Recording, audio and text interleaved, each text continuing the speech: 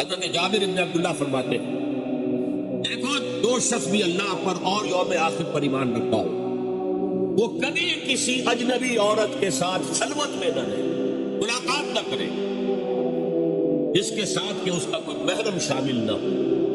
کوئی عورت آئی ہے آپ سے مسئلہ پوچھنے کے لیے، اس کا باپ، اس کا بیٹا، اس کا بھائی، اس کا شوہر ساتھ ہونا چاہیے، اکیلے نہیں، اس لیے کہ ثالثہما الشیطان۔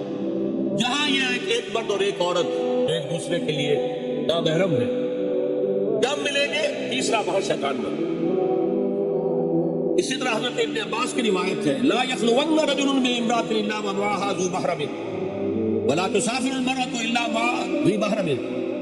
کوئی مرد کسی عورت کے ساتھ خلوت میں نہ ہو، اکیلے نہ ہو، مگر یہ کہ اس عورت کے ساتھ اس کا محرم ہو۔